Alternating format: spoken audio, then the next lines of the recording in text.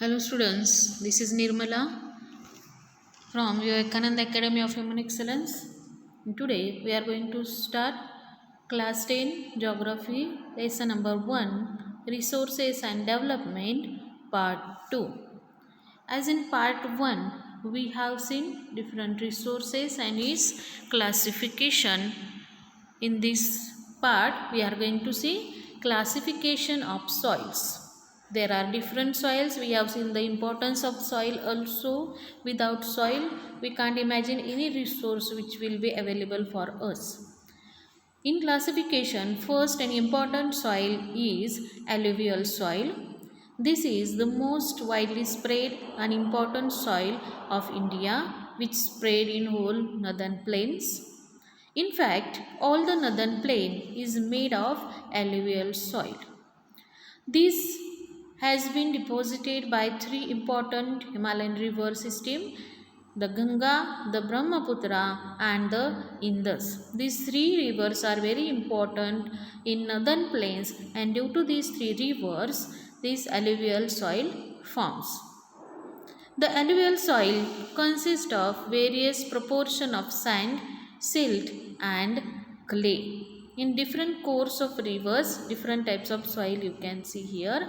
It is sandy soil, silt and clayey alluvial soil also occur.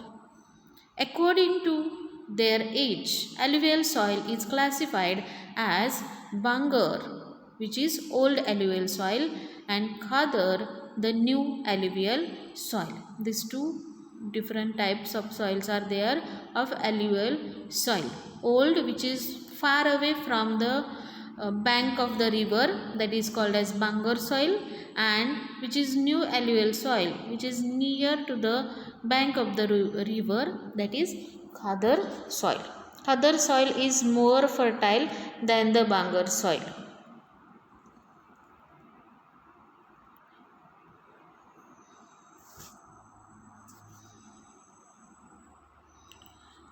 Next comes black soil. It is also important.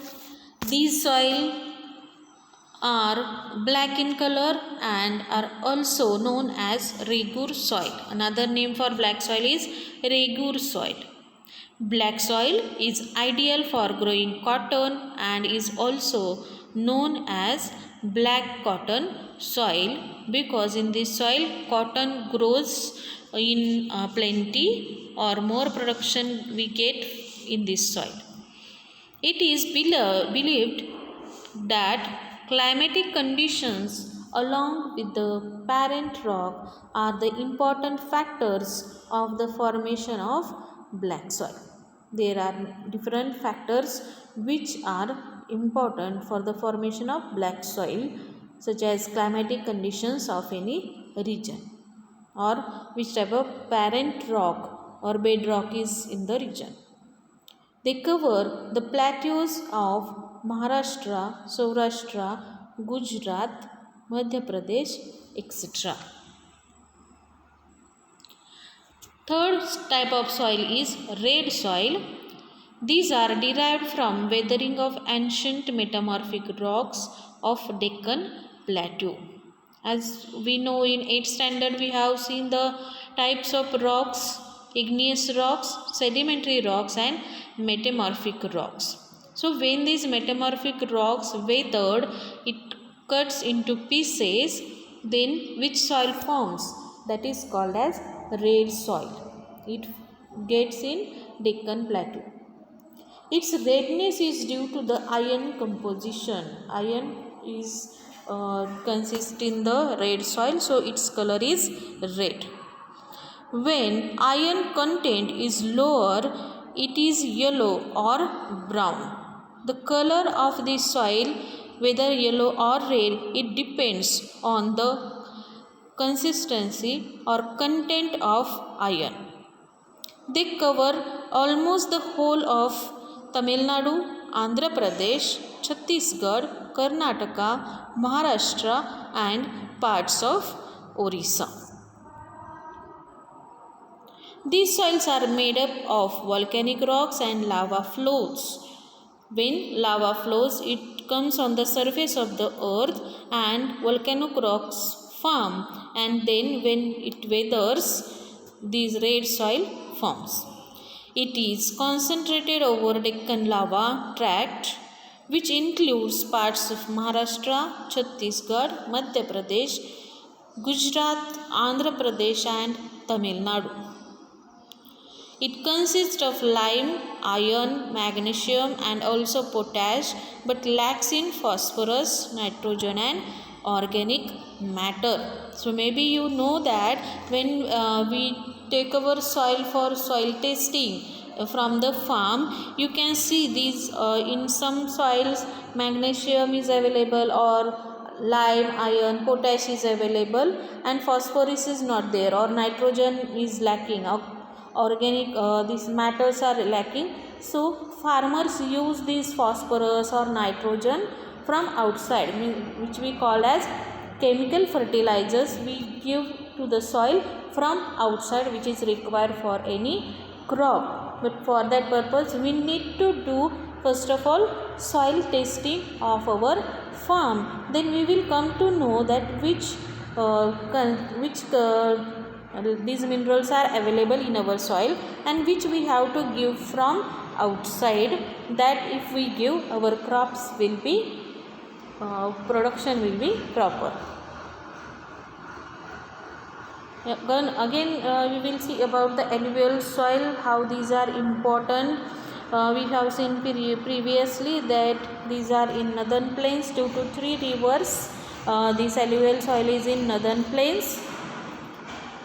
They are grouped in old alluvium and new alluvium type. The so-called new alluvium may be even 10,000 years old. Locally, the old alluvium is called Bangar and the new alluvium is called Khadar.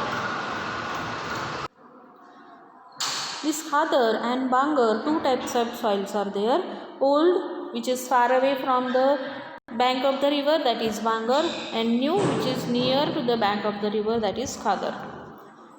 The old alluvium often contains conker nodules with calcium carbonates in subsoil. The new alluvium is richer compared to the old. Alluvial soils altogether are exceptionally prolific. In general, they carry ample potash, lime and phosphoric acid by water flowing over the floodplains. As if we see Ganga, the Brahmaputra and the Indus river, these rivers are flowing from the Himalayan mountains. So they are flowing from slopey regions, and that's why the water of these rivers have speed. In this speed, they bring different types of eroded material from the mountainous region, and that material they deposit on the plain land, and due to that these northern plains have been formed, where this alluvial soil we get. Another soil type is laterite soil. These soils are formed due to intense leaching and are well developed on the summits of hills and uplands. They are commonly found in Kerala, Tamil Nadu, Maharashtra, Chhattisgarh and hilly areas of Orissa and Assam. Nearly the mountainous region, this type of soils we get. Arid soils. Arid soil is water deficient as the soil is occupied by conker or nodular calcium carbonate, which restricts the infiltration of water. These types of soil is sandy soil, or water can't be absorbed in that soil. Arid soils are sandy in texture and saline in nature. In desert area, which types of soil we see, that is arid soil. Even common salt is obtained by evaporating the water. Arid soil mostly lacks humus and moisture, and thus evaporation is very fast. It can't hold the water in it. Arid soil has that lacking, so it does not have humus and moisture also. So it is very free soil. The color of arid soil ranges from brown to red. Besides calcium carbonate, arid soil is dominated by secondary silica, gypsum and soluble salts. When we have seen these different types of soil, this soil is degrading due to chemicals which are used as a fertilizers as well as pesticides. Insecticides are used in farming. Again, erosion has been done due to the heavy water or heavy rainfalls, sheet erosion, gully erosion we have seen. Then we need to conserve this soil. Conservation is also important because this is most important resource for all our needs. Soil conservation is the prevention of soil loss from erosion or prevention of reduced fertility caused by overuses, acidification, salinization or other chemical soil contamination. There are many reasons for the soil degradation, soil erosion. So after the erosion the soil, it loses its fertility, and many of the acids we find in that soil becomes salinic, or many of the chemicals mixes in the soil and it loses its fertility. And then after you will see that no any crop can be grow in that soil without chemical fertilizers.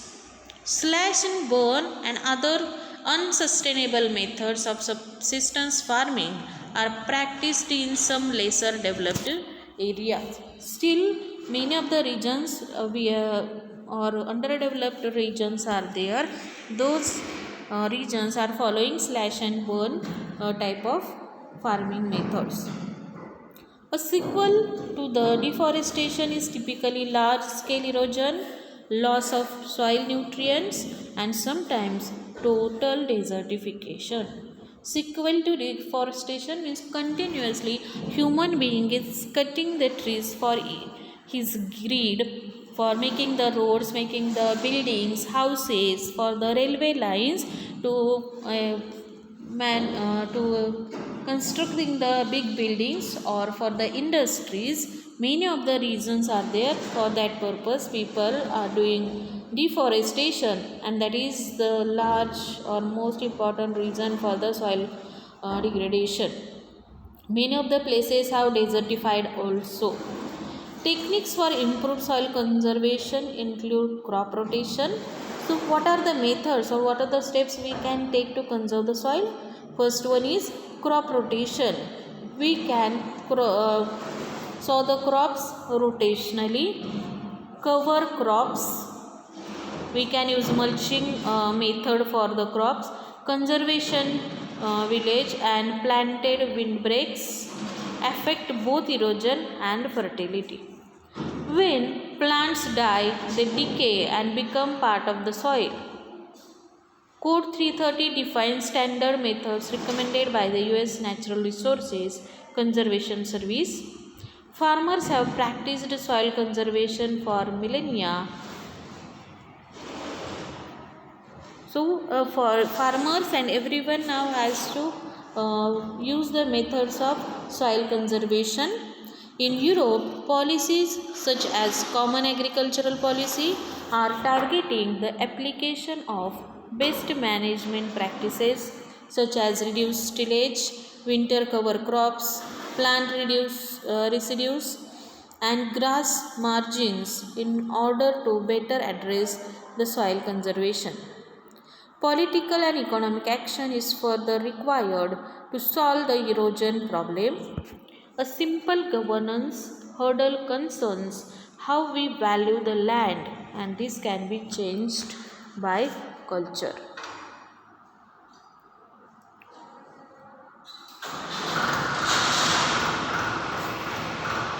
In this way, we have seen the soil conservation, soil erosion happens due to many of the regions, and what are the steps that we can take. Or in this slide also you are seeing that soil erosion happens because of the upper layer of the soil. It changes due to the water, ice, snow, air, plants, animal, and humans.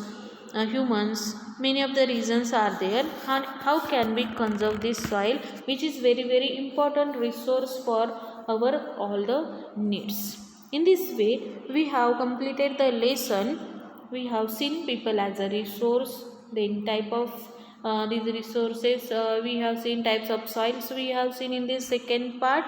Read the lesson thoroughly, carefully, and write the main points or make the notes of the lesson and be with studies. Thank you.